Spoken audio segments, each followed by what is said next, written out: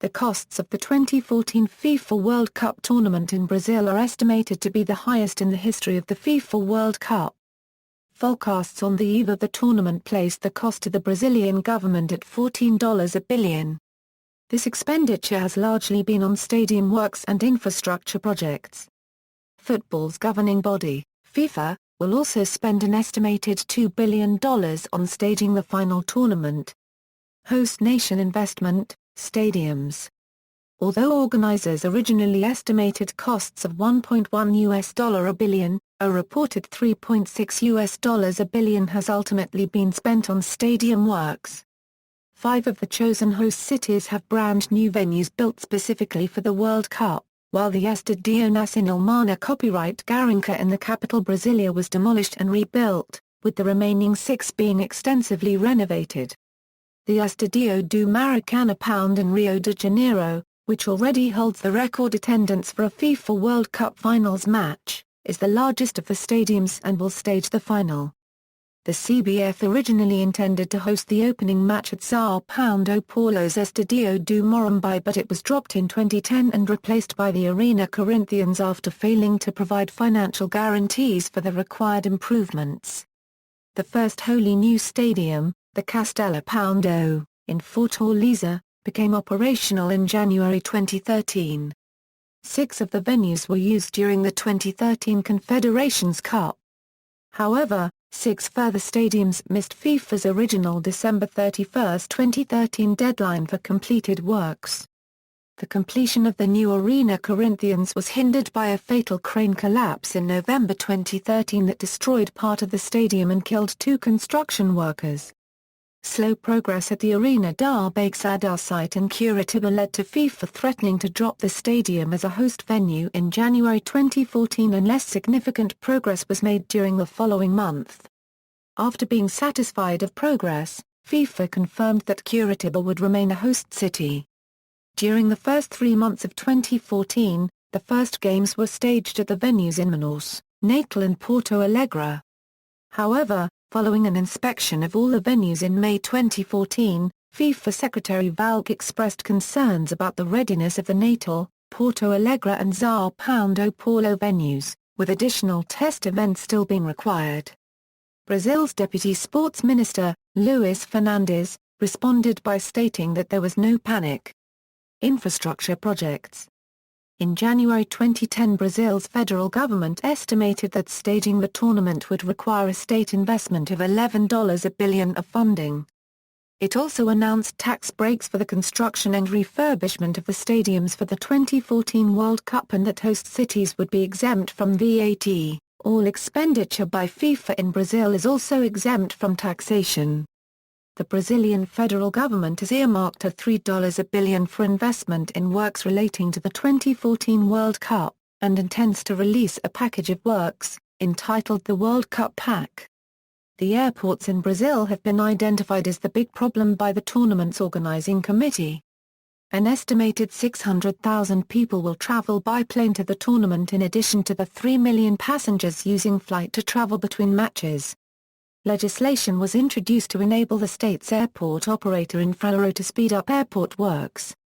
However, research by the Brazilian government in 2011 forecast that 10 of the 13 terminals to be upgraded were unlikely to be completed in time for the tournament. Brazilian President Dilma Rousseff stated that the government would make a strong intervention to ensure that the airports are ready, including opening them up to private investment. The management of 3 airports was auctioned off to the private sector in 2013.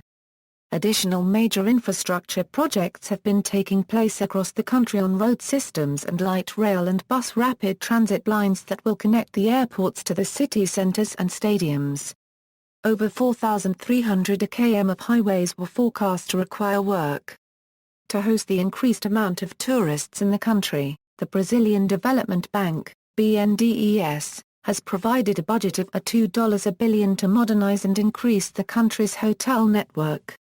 In Rio de Janeiro, these developments are also in anticipation for the staging of the 2016 Summer Olympics. Many planned works such new monorail systems in Manaus and São Paulo and a subway system in Belo Horizonte have, however, been cancelled, while others are no longer expected to be finished before the tournament. Other projects are proceeding but only in a downsized scale. In May 2014 it was reported that only 36 of the planned 93 major projects have been completed. FIFA Secretary-General JAR copyright Rami Valk defended the state of progress, stating it was clear from the beginning not all the projects would be ready. These projects were part of a government plan that goes far beyond the World Cup. FIFA has pledged to spend at least $20 million on legacy projects in Brazil following the tournament. The failure to deliver all the originally planned projects has been cited as a cause for criticism from some Brazilians against their government's investment in the tournament and their handling of the projects. An opinion poll by Datafolha 2 months before the start of the tournament found that only 48% of the respondents in Brazil supported the event, a decline from the 79% approval rating it was given in 2008. 55% of respondents said that they believed the event would bring more harm than good to Brazilians. FIFA President Sepp Blatter admitted Brazilians are a bit discontented because they were promised a lot. Former Brazilian footballer Romario, now a political figure, criticized his country's handling of these preparations but said that FIFA's requirements were excessive. Another former Brazilian player, Ronaldo, said he felt embarrassed about the state of the country's infrastructure and how a series of investments were promised that won't be delivered, only 30% will be delivered. A group of German economists think it is economic luxury to host a sports event of this size in a newly industrialized country like Brazil or Russia. They suggest at least 2 measures to make such events sustainable: first, build less. And second, the organizing associations should finance the sports venues. The large stadiums and streets are not used anymore after the event. The effect is especially disastrous if the relation of investments compared to the assets is as low as in Brazil, and the event drains most of the total money spent. As a consequence, they fear that Olympic Games and Football World Championships will only be hosted in countries with authoritarian regimes. Security measures. The Brazilian government has pledged $900 million will be invested into security forces and that the tournament will be one of the most protected sports events in history.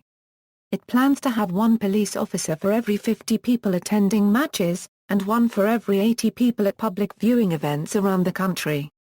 Investment in security measures such as facial recognition systems and unmanned security robots has already been made.